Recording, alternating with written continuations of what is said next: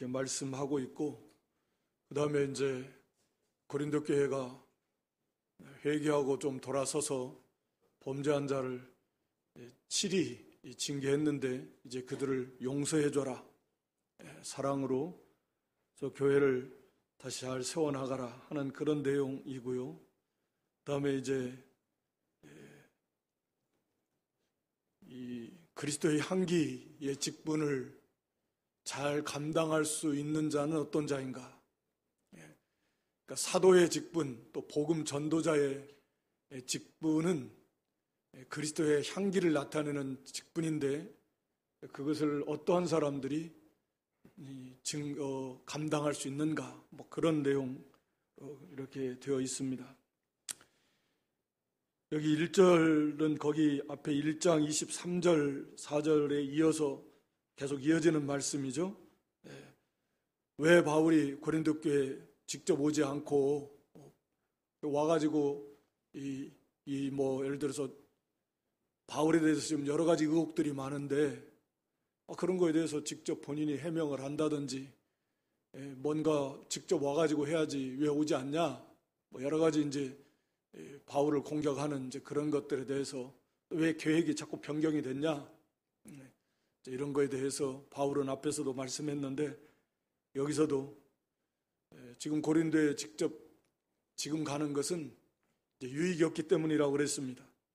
고린도 교인들을 사랑해서 아껴서 그들이 회개할 기회를 줘서 회개한 다음에 가겠다, 이제 그런 말씀인데, 여기 1절에 보면 내가 다시 근심으로 너에게 나가지 않기로 스스로 결단했다. 그러니까 이 말씀 속에 다시 근심으로 너에게 나가지 않기로 결단했다는 말은 전에 한번 큰 근심 가운데 한번 갔었다. 그러나 이제 다시는 그런 근심 가운데 너희한테 나가지 않도록 내가 않기로 결심했다. 이런 의미가 함축되어 있잖아요. 그래서 이제 그 두 번째, 이제 고린도서신 후서에서 뒤에 가서 이제 세 번째 너희에게 나아간다 이렇게 말하고 있는데, 그 두 번째 방문, 성경은 정확하게 기록하고 있지 않지만 앞에서 말씀드린 대로 급하게 이렇게 고린도 교회의 큰 그 상황이 너무 안 좋다, 바울에 대해서 너무 적대적이 됐고 고린도 교회가 자칫하면 이제 무너지게 생겼는데, 그래서 아마 사도 바울이 급하게 에베소에서 고린도 교회를 갔지만 갈 때 그냥 얼마나 큰 그 근심 가운데 갔겠습니까?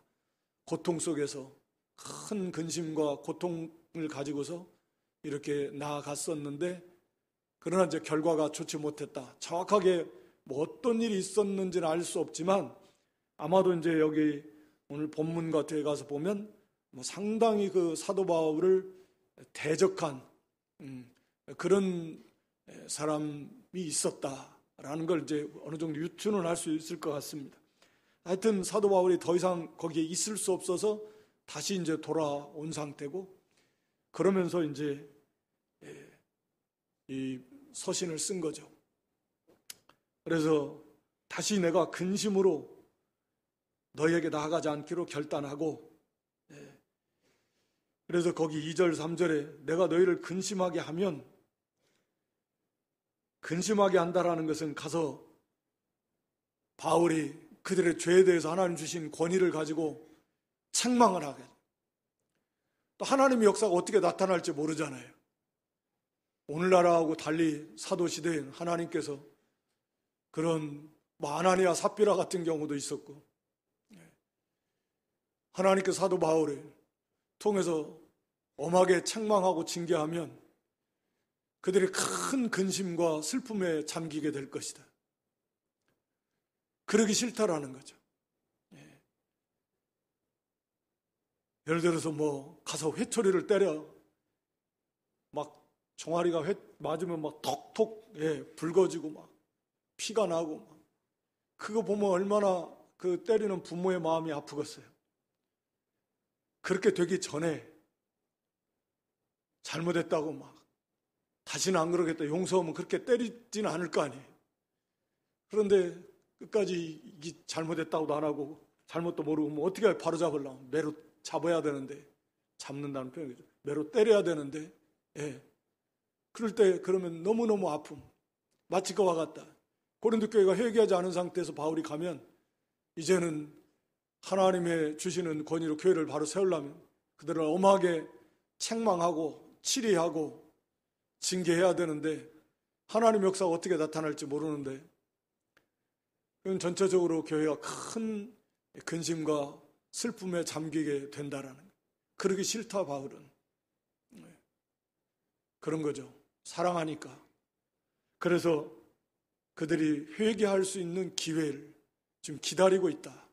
얼마나 기도하겠습니까? 그러면서 편지를 보낸 건데 그래서 너희를 근심하게 하면 나의 근심하게 한 자밖에 나를 기쁘게 하는 자거든. 바울은 고린도 교회 성도들을 통해서 거기서 기쁨을 얻는데 성도들이 자기의 기쁨인데 다시 말하면 성도들이 믿음 안에서 잘 이렇게 세워져 나가는 거 보면 그게 바울의 기쁨이요 면류관이라 그랬잖아요. 그런데 오히려 그렇게 그들이 큰 근심과 슬픔에 잠기게 되면 너무 마음이 안 좋다. 그래서 그렇게 하지 않겠다. 그 말입니다. 3절에도 그래서 내가 이같이 쓴 것은 내가 갈 때에 마땅히 나를 기쁘게 할 자로부터 성도들 그 좋은 모습들 신앙에 바로 선 모습들을 통해서 기쁨을 얻어야 되는 고린도 교인들인데 근데 회개하지 않고 그냥 죄 가운데 그대로 있다면 놔둘 수 없으니까 오히려 근심을 얻을까 염려해서 바울이 서신을 썼다. 아마 상당히 엄하게 책망하는 그런 서신을 쓴 것 같습니다. 그래서 여기 도리어 근심을 얻을까 염려하기 또 너희 무리를 대하여 나의 기쁨이 너희 무리의 기쁨인 줄 확신하노라. 그래서 그들이 회개하고 바로 서면 그게 바울의 기쁨일 뿐만 아니라 당연히 성도들에게도 기쁨이 되겠죠. 당연히. 그래서 4절에 내가 큰 환난과 애통한 마음이 있어 많은 눈물로 너희에게 썼다. 그래서 우리가 눈물의 서신 이렇게 남아있지는 않지만 이런 눈물의 서신을 보낸 것이다 라고 이렇게 그러면서 이 내용이 우리 그 고린도후서 7장 8절에 가서 보면 바울이 그러므로 내가 편지로 너희를 근심하게 한 것을 후회하였으나 이렇게 말합니다. 그러니까 얼마나 이 많은 눈물 아마 거기에 막 눈물 자국이 막 뚝뚝뚝뚝 떨어졌을 것 같은데 그런 큰 환난과 그 애통하는 마음속에서 많은 눈물을 흘리면서 사랑으로 그들을 책망하는 근데 보내놓고 나니까 그렇잖아요. 내가 너무 좀 심하게 했나? 이래가지고 저들이 또 너무 낙심하면 어떡하지? 막 이런 사실 인간적인 염려가 좀 들어왔다라는 거죠. 너희를 근심하게 한 것을 후회하였으나 그러나 이제 디도를 통해서 디도가 돌아와가지고 이제 알려준 소식은 회개의 기쁜 소식이란 말이죠. 그래서 오히려 지금은 이제 후회하자 오히려 감사하는 건데 그만큼 아마 이렇게 사도 바울이 눈물의 서신을 보낸 것입니다. 큰 환난과 애통하는 마음이 있어서 이 교회 복음 전하는 사역에 있어서 그렇지 않아도 외부로부터 가는 곳마다 환난이 끊이지 않는데 유대인들이 대적하죠. 또 거기에 합세한 많은 이방 종교들, 우상 숭배자들 뭐 다 해서 가는 곳마다 이렇게 환난이 끊이지 않습니다. 그런데 교회의 문제로 이 안으로부터 오는 큰 근심 이건 교회의 문제 때문에 근심거리가 되는 거예요. 고린도 교회처럼 하나님의 교회가 막 흔들흔들 터는 흔들릴 일이 없겠지만 교회가 지금 흔들흔들 해가지고 막 한 구덩이는 지금 무너져 내리고 진리에서 떠나고 진리를 바울의 사도권을 부인하면 바울이 전한 복음의 신적 권위가 훼손이 되니까 그러니까 심각한 문제란 말이죠.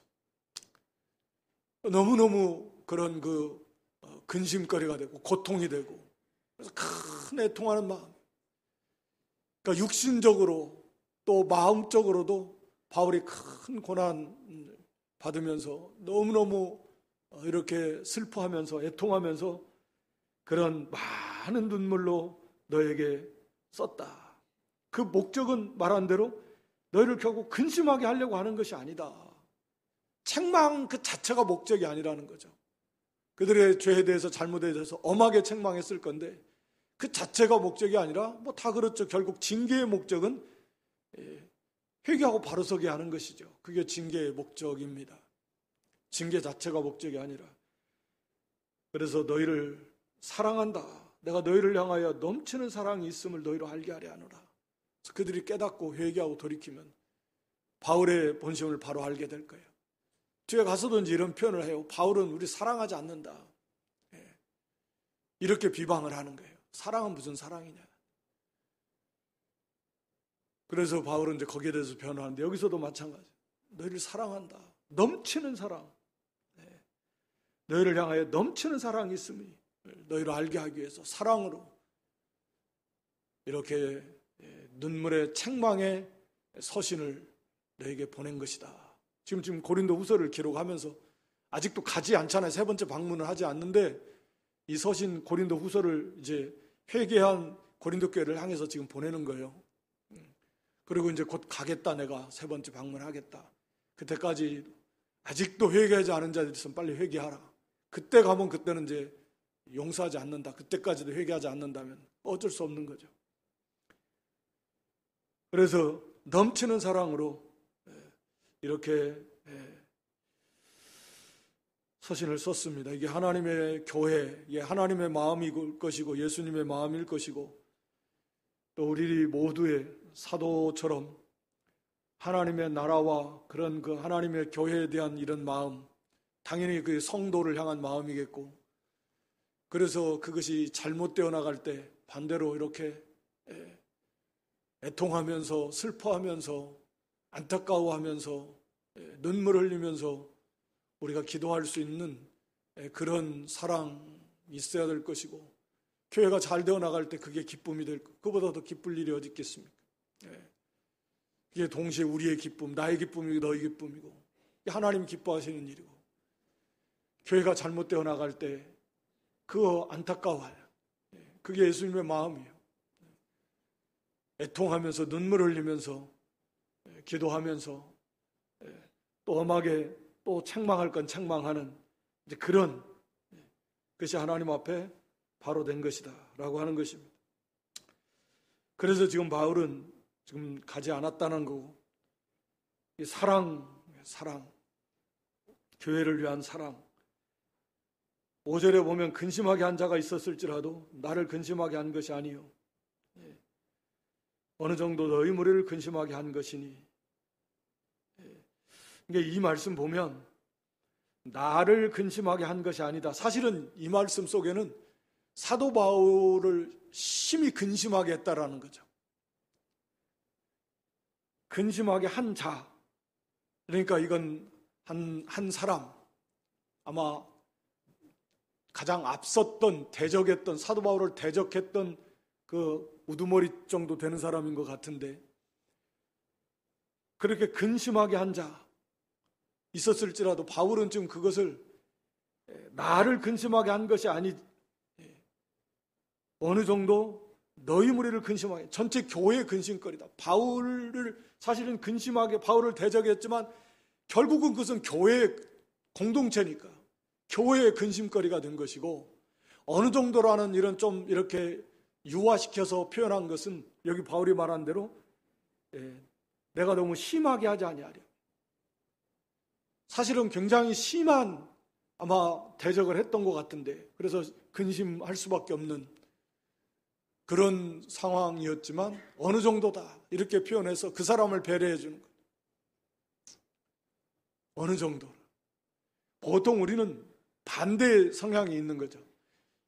막 조금만 이 정도만 되면 막 이만큼 부풀려 가지고 내가 이렇게 이런 일을 겪었다, 내가 이런 대접 안 좋은 거든 막 부풀려 가지고 말하려고 하는 성향이 있지만, 바울은 그렇지 않고 어느 정도다. 그리고 그게 결국 뭐 나의 문제가 아니라 거기에 여러 성도들이, 믿음의 성도들까지도 다 근심의 교회 공동체의 문제다. 그리고 어느 정도 그런 문제다 라고 이렇게 어느 정도 순화시켜서 말을 하고 있는 것이죠. 그런데 여기 이제 6절에는 이러한 사람이, 이 사람이 많은 사람에게서 벌 받은 것이 족하다. 그러니까 앞에서 지금 눈물의 서신을 통해서 강하게 책망하고 그 범죄한 자에 대해서 고린도전서에서도 마찬가지 음행한 것에 대해서 책벌하지 않은 것을 책망했는데 아마도 마찬가지 그렇게 강하게 책망을 했던 것이고, 그리고 성도들이 하나님의 놀라운 은혜로 정신을 차리고 회개하고, 그리고 나서 이 사람은 아마 책망한 것, 권징, 치리한 것 같습니다. 많은 사람에게서 벌 받았다 이미. 디도를 통해서 지금 그 소식을 들은 거잖아요. 앞장서서 아마 사도 바울을 아마 반대했던 그런 앞장선 사람 정도로 추정할 수 있는데, 그래서 많은 사람들로부터 이렇게 징계를 받았고 벌 받은 것이 족하다. 그 정도면 됐다. 바울의 그 권징, 권면을 받아들였고, 뒤에 가서 나오지만 참된 그들이 회개한 열매, 우리가 이렇게 잘못했다 해가면서 아직까지도 그 바울을 가장 앞장서서 반대했던 거기 교회가 그를 치리한 것이다. 이제는 용서해 주라고 말하고 있습니다. 그런즉 너희는 차라리 저를 용서하고 위로해라. 저가 너무 많은 근심에 잠기면 낙심하고 그냥 오히려 교회가 또 그로 인해서 무슨 이게 교회가 사랑이 하나도 없냐, 아무리 잘못했다고 막 끝까지 그냥 내리쬐겨가지고 막 너 죽어라 이런 게 어디 있습니까? 사랑으로 그 영혼을 어찌하든지 바로 세우기 위해서 회개하면 바로 용서해줘. 사랑으로 용서해주고 위로해주고, 그래서 어찌하든지 그 영혼이 바로 서고 교회가 화합을 이뤄서 함께 세워져 나가는 것이 중요한 문제다라고 하는 것이죠. 그래서 이 책망도 그러니까 합당하게, 과도하게, 지나치게, 또 회개했는데도 용서도 안 해줘. 잘못했다고 했는데도 용서 안 해줘. 그것은 오히려 사실은 거의 비슷하게 잘못하는 거죠. 똑같이 잘못한 사람이나 용서 안 해주는 잘못했다고 하는데도 용서 안 해주면 그럼 다를 바가 뭐가 있겠습니까? 우리 주님께서도 70번씩 7번이라도 용서해 주라 그랬나요? 7번씩 70번이라고 용서해 주라 그랬나요? 하여튼 70번씩 7번이라도, 그러니까 그건 와서 내가 잘못했다 하면 용서해 주라는 거죠. 그러니까 성경은 범죄하고 내가 회개하노라 하면 용서해 주라고 일관되게 말씀하고 있어요. 그러니까 잘못했다라고 하면 용서해 주라는 거죠. 그래야 이제 그 사람이 사실을 깨닫는 건데, 죄를 짓고 자기가 죄를 지었다, 내가 잘못했다라는 걸 깨달아서 회개하고 또 잘못했다고 했을 때는 그게 얼마든지 하루에 7번 아니라 70번씩 7번이라도 그때는 용서해줘라 라고 하는 것입니다. 그게 사랑의 세계고요. 그래서 여기 그러므로 너희를 권하노니 사랑을 저에게 나타내라. 9절에 보면 너희가 범사에 순종하는지 그 증거를 알고자 하여 내가 이것을 너에게 썼노라.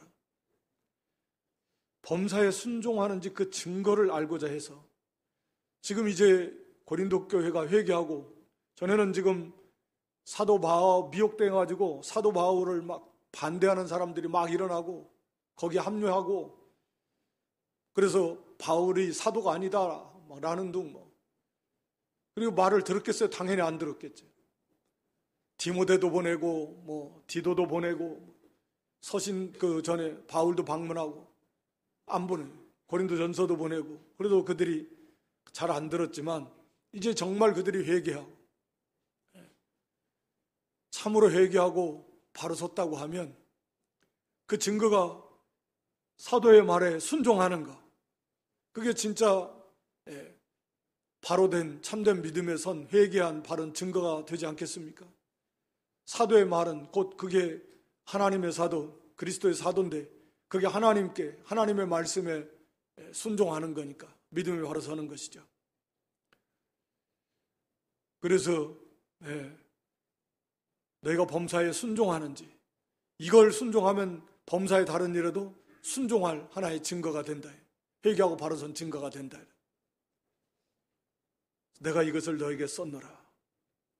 그리고 너희가 무슨 일이든지 네게 용서하면 나도 그리하고, 내가 만일 용서한 일이 있으면 용서한 그것은 너희를 위하여 그리스도 앞에서 한 것이고, 우리가 다 연합되어 있으니까 성도들이 용서하면 바울도 바울에 대해서 뭐 그랬다고 해도 바울도 다 그들을 용서한다. 또 내가 용서하는 것은 너희를, 교회를 위하는 것이고, 또 하나님 그리스도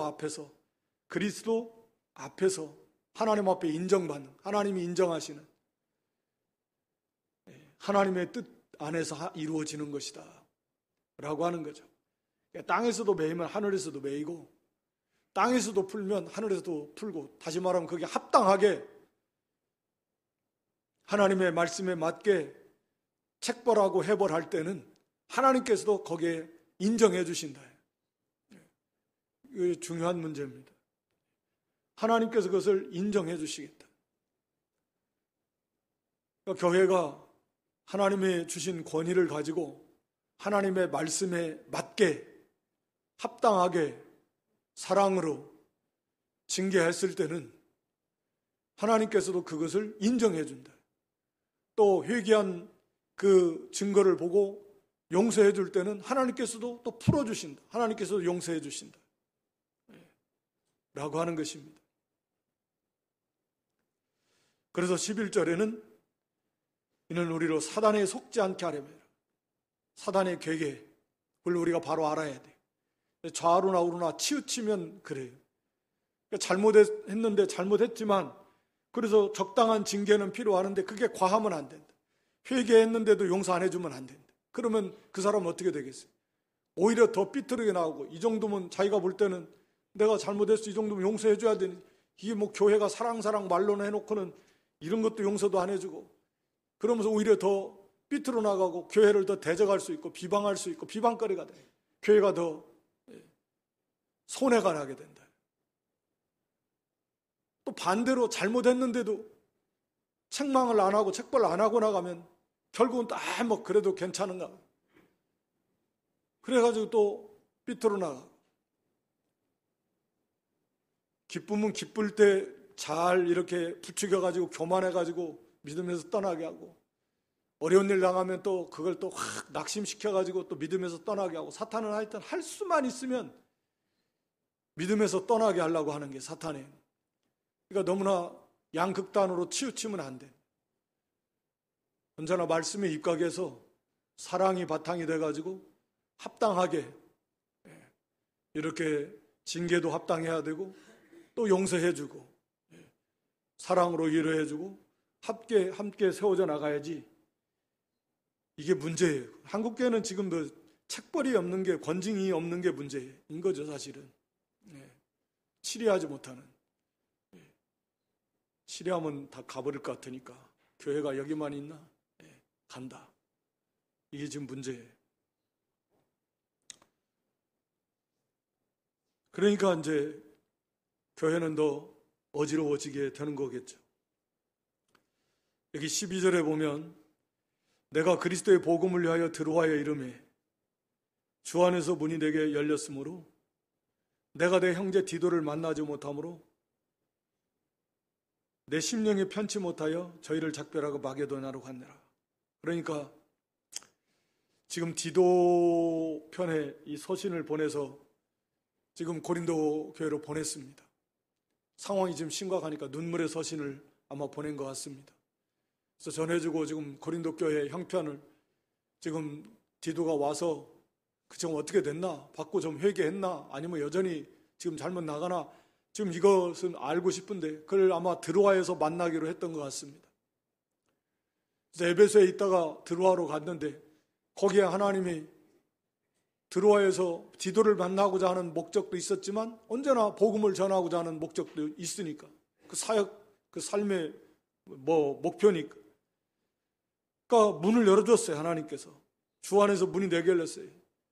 효과적으로 복음을 전할 수 있는 그런 환경이 조성이 되고, 아마 반대자들이 어디든 가든 많았는데 문이 열려서 이렇게 복음을 전하면 좋을 것 같은 그런 엄청난 그런 기회가 주어졌음에도 불구하고 디도를 거기서 만나야 되는데 못 만난 거예요. 디도가 안 온 거예요.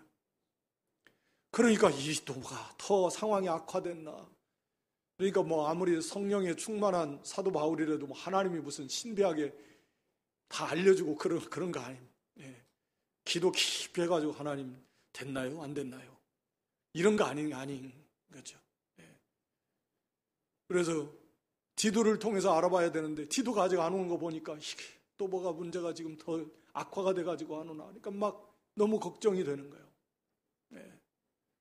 지금 복음의 이 문이 열렸는데도 마음이 너무너무 지금 심령이 편치 못하고 너무 고통스럽고, 이게 지금 어떻게 되냐.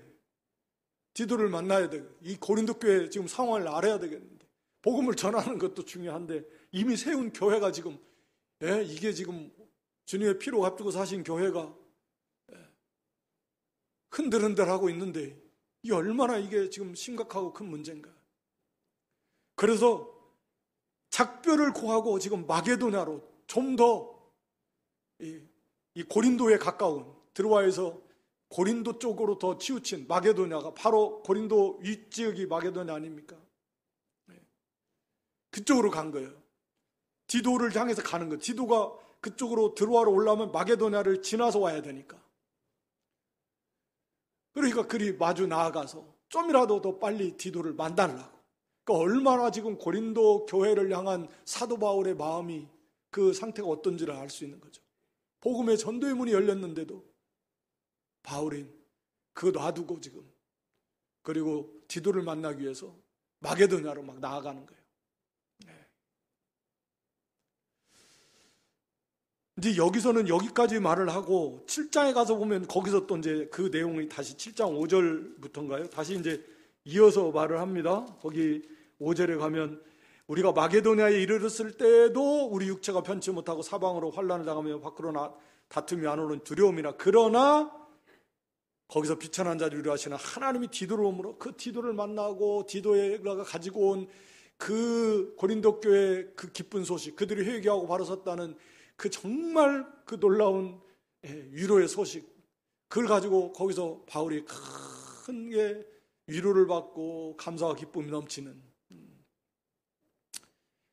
근데 오늘 여기 이제 14절부터는 조금 분위기가 좀 어떻게 반전되는 것 같습니다. 지금 너무너무 마음이, 심령이 편치 못해서 작별해서 지금 마게도냐로 지금 디도를 만나러 갔는데, 그래서 이미 이건 다 알고 있는 거니까 사실은 고린도, 당시 고린도 이제 받을 고린도 성도들도 다 알고 있는 거고. 그러면서 바울은 지금 여기 이제 그리스도의 사도의 어떤 사도직 3장에서도 이제 이어서 말씀하고 있는데, 이 사도의 직분과 그 직분의 역할과 또 그것을 감당할 자들, 이 복음의 직분과 그것을 감당할 자들, 그것을 말하고 있는 거죠. 그래서 여기 14절에 항상 우리를 그리스도 안에서 이기게 하시고 우리로 말미암아 각처에서 그리스도를 아는 냄새를 나타내시는 하나님께 감사하노라. 갑자기 이제 하나님 찬양으로 아마 이제 계속 이어서 그걸 말하고 있겠지만, 이런 많은 어려움 속에서 이런 참 사도의 그 사역의 모습들, 그게 참 사도의 모습이기도 한데 항상 승리하게 하시는 하나님을 찬양합니다. 그래서 항상 우리를 그리스도 안에서 이기게 하시고 그리스도 안에서 우리를 승리하게 해주시는 하나님, 우리가 그리스도 믿는 믿음으로 그리스도를 따라가고 그리스도의 증인으로서 복음을 전하고 그리스도를 섬기며 따라가는 그 일에 있어서 하나님이 항상 이기게 해주시는 하나님이시라는 거죠. 그러니까 우리가 그 믿음으로 그리스도를 섬기며 따라가고 또 이렇게 복음을 힘써 나아가면 하나님께서 반드시 승리하게 해주신다. 이기게 해주시는 하나님께 찬송 감사하는 거죠. 하나님께서 1장에서 나온 대로 위로해 주십니다. 하나님이 힘을 주십니다. 또 담대함을 주십니다. 그 상황에 맞게 때를 따라 돕는 은혜, 때를 따라 적절한 때, 적당한 때에 도우시는 은혜, 위로가 필요하면 위로를 주실 것이고 또 담대함, 두려움 앞에 담대함 필요하면 담대함을 주실 것이고 끝까지 인내가 필요할 때 위로해 주셔서 인내하게 하실 것이고 그렇다고 해서 악을 악으로 갚는 게 아니라 까지 그리스도의 사랑으로 끝까지 나아가는 그런 긍휼의 마음, 사랑의 마음을 주실 것이고 필요한 말씀도 주실 것이고 필요한 모든 은사도 주실 것이고 하나님께서 다 하여튼 다 이기게 해주신다. 그러니까 하나님께 다 맡기고 가면 돼요. 그리스도 안에서 이기게 해주시는 하나님이십니까? 믿습니까? 우리가 그렇게 갔으면 좋겠습니다. 항상 이기게 해주십니다. 그리스도 안에서 우리를 이기게 해주시는 하나님, 승리하게 해주시는 하나님. 그렇게 해서 우리로 말미암아 각처에서 이르는 곳곳마다 그리스도를 아는 냄새를 나타나게 하시는 하나님이시라는 거죠. 그러니까 이기게 믿음을 쓰게 하고 이기게 하시고 그래서 이르는 곳곳 각처마다 그리스도를 아는 냄새, 그리스도의 향기 나타내게 하신다라는 거죠. 그러니까 이기지 못한다면 어떻게 그리스도의 향기를 나타낼 수 있겠습니까? 타협해버리고 굴복해버린다. 믿음을 지키지 않습니다. 두려움 앞에 굴복해버려요. 거기 무슨 그리스도의 향기를 나타냅니까? 양심을 안 써요. 많은 교회가 욕도 먹고 하는데 그게 무슨 그리스도의 향기를 나타냅니까? 믿음을 안 쓰는데 세상 사람들이 믿음을 안 쓰고 양심을 안 쓰고 믿음과 양심을 안 쓰니까 향기를 나타낼 수가 없는 거죠. 믿음을 안 쓰니까 이길 수 없는 거예요. 믿음을 쓰면 이기는 건데 지는 거죠.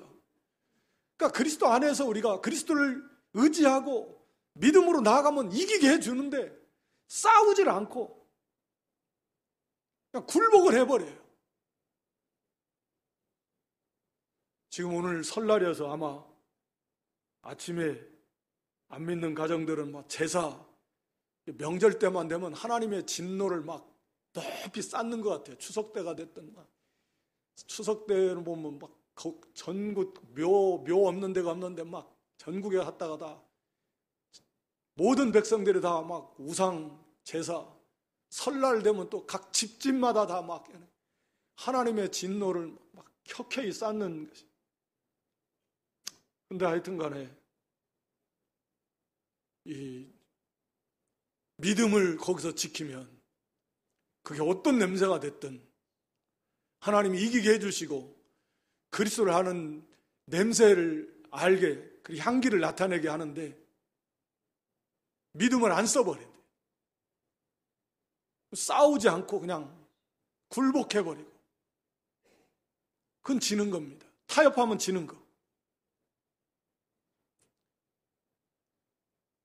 그러니까 우리가 그리스도 안에서 그리스도만 의지하고 그리스도를 힘입어 나아가는 믿음으로 나아가는 하나님께서 이기게 해줘요. 이깁니다. 여기야 연세도 많으신 분들이 많았지만 흔히 하는 말로 시어머니가 아무리 무서워도 안 믿는 시어머니가 무서운 시어머니가 있어도 믿음으로 이깁니다. 결국은 이겨요. 그렇게 해야 나중에 그 시어머니 그리스도께로 인도할 소망이 있어요. 소망. 싸움에서 지는데 뭘 어떻게 데리고 옵니까? 내가 포로가 돼서 끌려가는 꼴이지. 내가 이겨야 그 영혼을 주께로 끌고 올 수 있는데, 졌는데 뭐 내가 져가지고 우리 끌려가고 있는데 뭐 어떻게 데리고 오겠습니까? 믿음을 쓰면 이기는데, 이길 때 당연히 그리스도의 향기를 나타냅니다. 그 사람의 삶을 통해서, 그 사람의 인격을 통해서, 그들의 입술을 통해서 그리스도의 향기가 나타납니다. 그렇지 않다면 그리스도의 향기를 못 나타내는, 그리스도의 향기를 못 나타내는 경우는 오늘날 우리 자신이나 우리 주변이나 한국 교회 모습을 봐도 너무 많으니까. 진짜 그리스도의 향기를 나타내는 경우가 그렇게 지금 쉽게 볼 수 있는 경우가 아닌 것 같은 그런 시대인 것 같아서 참 안타깝지만, 우리가 그리스도 안에서 우리를 이기게 하십니다. 이겨야 어디에 있든지 간에 믿음을 쓰는 거고 양심을 쓰는 거고, 그 사람의 말과 행실과 또 입술을 통해서 증거되는 그 복음을 통해서 그리스도의 향기가 전파되는 것입니다. 15절에 가서 보면, 우리는 구원 얻는 자들에게나 망하는 자들에게나 하나님 앞에서 그리스도의 향기니. 하나님 앞에서라는 말은 하나님께 그리스도 향기다. 다시 말하면 이건 하나님께 드려지는 이런 의미인데, 그러니까 사람에게도 나타내는 향기지만, 여기 이 향기, 냄새는 우리가 레이기 수요일에 이렇게 보고 있는데, 그 번제, 화재, 불 태워가지고 그 냄새가 올라가잖아요. 그 냄새예요, 냄새. 하나님이 받으시는 향기로운 냄새. 그러니까 이 그리스도의 냄새, 자기를 희생해서 믿음을 지키는 게, 어떤 고난이 오고 환난이 오고 핍박이 오고 어떤 경우를 만나도 거기서 끝까지 고난 당하면서도 인내하면서 믿음을 지키면, 희생하고 섬기면서 믿음을 지키고 결국 그게 승리하는 거잖아요. 죽음 앞에서도 결국은 승리하는 거잖아요. 죽어도 승리하는 거잖아요. 믿음을 지키게 하는. 그러면서 그리스도의 향기를 나타내는데, 그 자체가 하나님 앞에 올라가는, 하나님이 받으시는 아름다운 향기. 하나님 앞에 바울이 이제 우리가 디모데후서 4장에서도 관제와 같이라고 하면서 자신의 삶을 하나님 앞에 바쳐지는 하는 예배 제사의 삶이라고 이렇게 표현하는 건데, 이제 마지막 때가 마지막 순서인데, 그와 같이 여기 하나님 앞에서 그리스도의 향기라는 의미도 하나님께 바쳐지는, 하나님께서 받으시는 아름다운 향기, 하나님 앞에 헌신하는 그런 제사의 삶의 여정의 한 부분이다. 그런 것이죠. 그리고 사람에게는 두 종류겠죠. 구원을 받는 자들에게는 생명의 향기고, 구원받지 못하고 끝까지 거부하는 그런 자들에게는 두렵지만 슬프지만 사망으로 쫓아 사망에 이르는 냄새다 라고 하는 것입니다. 그러니까 우리 자신이 우리를 통해서 그리스도의 냄새가 나아가는 거예요. 명확하게 받는 자는 살아날 것이고 거부하는 자는 영원히 죽게 될 것이다. 우리 성도가 그런 존재인 것입니다. 우리가 그리스도의 향기다. 3장에 가서는 편지다 그랬는데, 우리를 통해서 그리스도를 아는 거요. 누구를 통해서 그리스도를 압니까? 세상 사람들이. 교회와 성도를 통해서 그리스도를 아는 거지. 너희가 그리스도의 냄새의 향기인데 누구를 통해서 알아요? 그리스도를 바르게 알 수 있겠는가? 어떻게? 생명의 역사가 나타날 수 있겠는가? 우리가 그런 막중한 사명을 가진 그 교회고 성도다. 그리스도 안에서 이겨야 된다. 이기게 하시는 하나님이시니까 그걸 믿고 하나님만 의지하고 그리스도만 의지하고 그리스도 안에서 믿음으로 나아가면 다 이깁니다. 고난이 없다는 말이 아니에요. 우리가 뭐 너무 잘 아는데. 그러나 그 고난에 삼켜지지 않고 고난 위에서 고난을 내려다보고 고난을 밟고 서게 되는 거죠. 고난이 더 이상 나에게 고통의 문제가 아니에요. 나에게 어떠한 나를 조금이라도 이 사역에 손해를 줄 수 없습니다. 오히려 더 나를 유익하게 하는 거예요. 고난을 뛰어넘는 거죠. 이기게 하십니다. 어떤 환난이 와도. 그러니까 믿음으로 그리스도를 의지하고 그리스도를 따라가고 그리스도를 증거하고 나아가면 결국은 다 이기게 해주시고 믿음과 양심을 써나갑니다. 그랬을 때 우리가 그리스도를 증거할 수 있다. 그리스도를 아는 향기를 나타낼 수 있다. 진다면 양보하고 지면 그리스도의 냄새는 못 맡습니다. 참된 믿음 양보하는 사람들을 통해서 그리스도를 알 수 있겠습니까? 그리스도의 역사가 나타나겠습니까? 안 나타나는 거죠. 여기 16절에는 누가 이것을 감당하리요? 누가 이 사명을 감당하겠는가?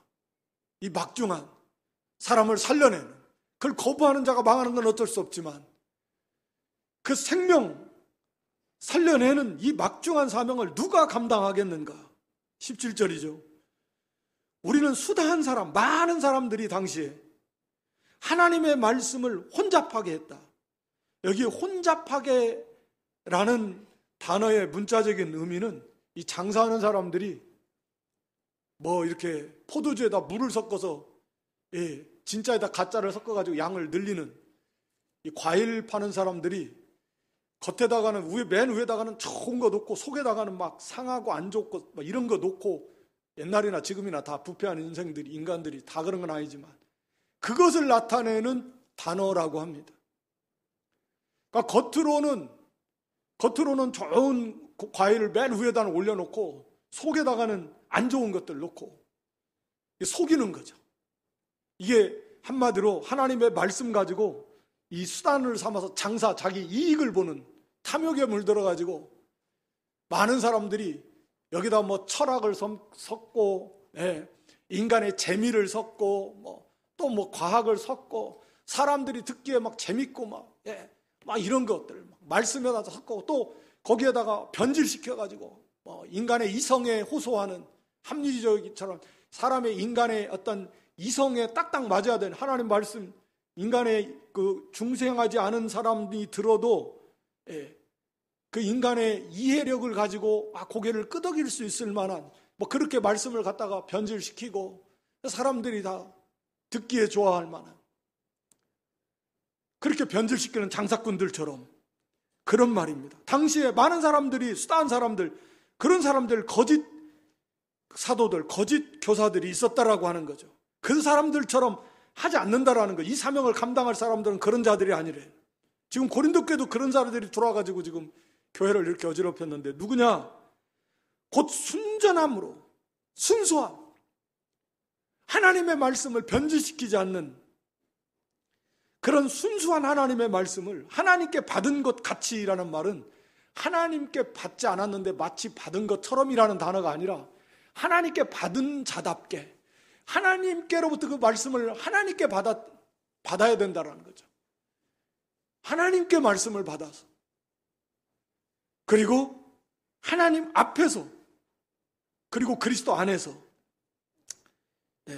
하나님 앞에서라는 말은 이런 신앙을 가진 사람 사실 모두가 다 하나님 앞에 있는 인생들이지만 그러나 내가 하나님을 의식하고 하나님을 믿는 믿음 하나님 앞에 내가 있습니다 라고 하는 그런 그 의식 코람데오 어디 가니까 크게 써붙여놨던데 하나님 앞에서 그런 신앙을 가진 사람 내가 하나님 앞에 있습니다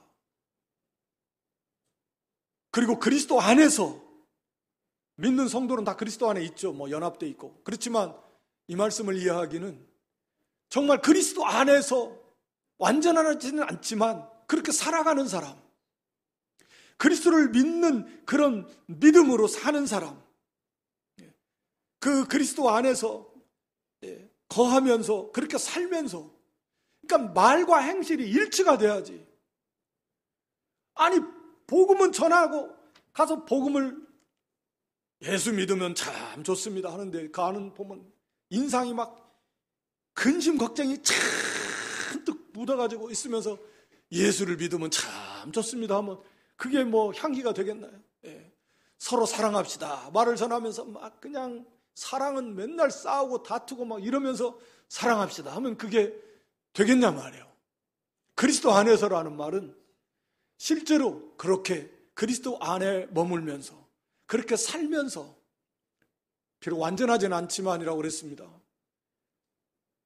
그리고 말과 행실이 일치가 되면서 그런 사람, 하나님 앞에서의 의식을 갖는 그런 믿음을 가진 사람, 그리고 하나님께, 즉 하나님의 성령께서 그런 감동 속에서, 당시에는 기록이 될 때니까 성경이, 지금은 이미 기록된 하나님의 말씀이니까 그 말씀을 순수한 변질시키지 않은 그런 사람이 자기의 순수한 욕심, 이기주의, 인간적인 육체의 죄 그거 다 버리고 동기나 목적이나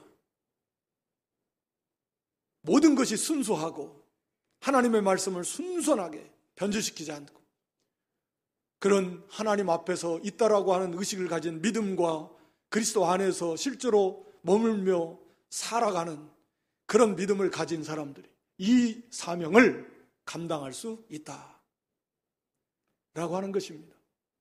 그래서 지금 바울과 그 일행들은 지금 이 사명을 바르게 그렇게 감당하고 있는데, 지금 오히려 가짜들이 와가지고 진짜 보고 바울과 일행을 가짜라고 하고 있는 판이니까, 오늘 여기 교회를 위하는 마음, 사랑하고 교회를 위하는 사도 바울의 마음, 그게 하나님의 마음, 예수님의 마음, 우리도 좀 이런 마음, 이렇게 교회와 성도를 사랑하는, 교회가 또 교회가 잘 되어 나가기 위해서 이렇게 눈물로 이렇게 부르짖고 나아갈 수 있는 또 그런 사랑, 그리고 바른 권징과 또 회개하고 용서해주고 바로 세우는, 그리고 여기 이제 그리스도 안에서 이기게 하는 참 그리스도의 향기를 나타내는 그런 교회, 그런 성도, 승리해야 그리스도의 향기를 나타낼 수 있습니다.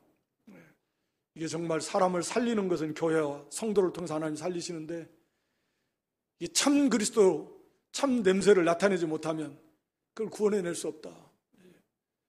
교회와 성도가 누가 이 직분을 감당할 수 있는가, 이런 믿음, 하나님 앞에서 의식을 갖고 그런 신전의식을 갖는 믿음과 실제로 그리스도 안에서 살려고 힘을 쓰면서 그런 믿음 가지고 순전하게 하나님의 말씀을 날마다 담대하게 이렇게 전하고 그의 삶을 통해서 믿음과 양심을 써나가고 승리해 나갈 때 하나님께서 이기게 해주시는데, 그럴 때 이 향기를 나타내고 그를 통해서 하나님의 택한 백성들을 살려나가고 구원해낼 수 있다라고 하는 것입니다. 이런 교회와 또 성도 될 수 있기를 주님의 이름으로 축원합니다. 아버지 하나님,